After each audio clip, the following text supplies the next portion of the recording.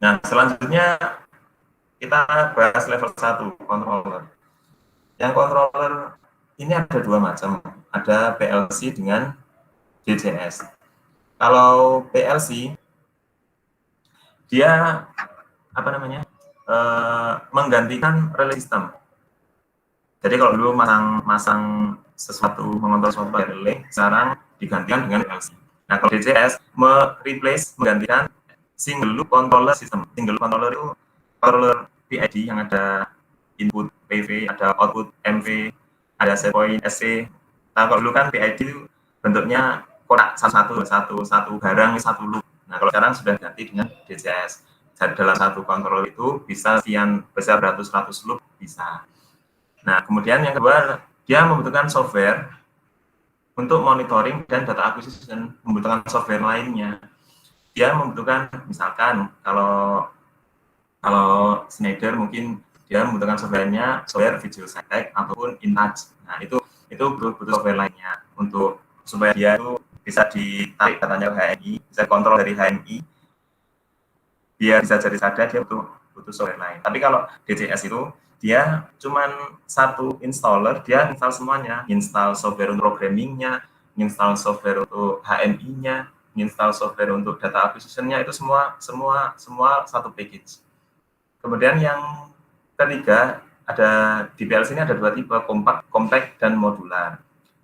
Nah, kalau misalkan ada penjelasan PLC bahwa PLC itu makin sini itu makin compact, itu sebenarnya tidak sepenuhnya benar. Karena PLC itu ada yang compact, ada yang modular. Bisa jadi makin ke sini, makin sekarang itu makin modular. Yang dulunya cuma analog input cuma 420 mili, sekarang bisa untuk mendeteksi accelerometer atau RTD atau thermocouple. Nah, itu bisa jadi makin modular. Karena memang ada dua tipe PLC, yang compact dan modular. Kemudian yang DCS itu kebanyakan modular. Karena dia dipecah-pecah kontrolnya sendiri, kontrol firewall-nya sendiri, AI, AO, DIDO sendiri, AI pun ada macam-macam, ada HLAI, ada LLAI, macam-macam sendiri. Nah, contoh yang PLC ini, kalau yang ini Allen Bradley, Control Logic. Kemudian ada PLC Siemens, ada Schneider M580. Yang DCS sendiri ada Honeywell, ada ABB. Honeywell sendiri itu ada banyak juga, ada Experian, ada DC3000. Yang ABB ini juga ada Freelance, ada Compact HMI, ada Sistem 800XA, banyak sekali. Nah, dalam satu plan, kalau kita ingin mengetahui plan yang lengkap, termasuk yang safety-nya lengkap, maka layer protection model ini harus ada. Kalau misalkan pengen plan itu dikatakan lengkap dan safety-nya lengkap, layer of protection model ini harus ada. Nah, dan di dalam layer protection model ini ada 3 controller yang bisa digunakan, yaitu yang pertama PLC atau DCS sebagai Basic Process Control System, kemudian PLC sebagai Safety Instrumented System atau Safety Control System, ada PLC sebagai Fire and Gas System. Ya, di layer nomor 2, 4, dan 7 ini, dia kalau misalkan kita ingin membuat satu plan yang lengkap, safety-nya juga terjaga, itu harus ada. Nah, layer protection model ini kita mulai dari nomor 1 yang proses. Proses ini kan kita mendesain sebuah proses dengan kita pengen mengisi tangki, tapi tangkinya nggak pengen tumpah, berarti kita harus pakai kontrol, misalkan kontrol PID diatur di 80% misalkan. Nah, yang ngatur itu adalah Basic Process Control System, PLC yang digunakan untuk mengontrol si plan ini secara langsung. Nah, kemudian selanjutnya ketika kita di level 3 ini, Alarm and Operator Intervention ini, nah ketika BPCS itu nggak bisa ngontrol, ataupun ketika pengontrolannya itu ternyata si levelnya lebih tinggi daripada yang set point yang ditentukan, dia akan mengenai level tertentu, misalkan ketika level tangkinya 90%, itu di BPCS ini dia harus ada alarm. dia harus ada alarm yang memberitahukan ke operator bahwa oh ini levelnya sudah 90%, harus gimana. Nah itu harus ada alarm dan operator nanti bisa mengintervensi proses misalkan mematikan pompanya atau menutup si valve-nya dan sebagainya. Nah yang selanjutnya ini adalah PLC sebagai Safety Instrumented System.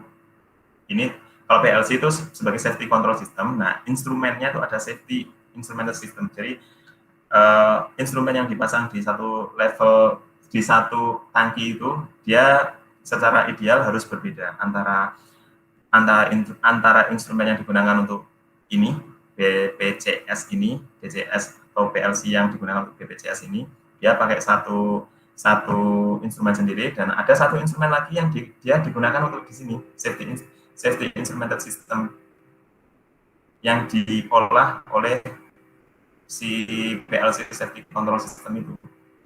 Misalkan ketika levelnya tinggi dan kemudian alarmnya nggak bekerja karena misalkan sensornya itu bermasalah, sensor levelnya bermasalah, maka ada satu sensor level lain lagi yang dikoneksikan ke sini yang dia bisa memberitahukan operator juga, oh ini level tangguh lagi tinggi.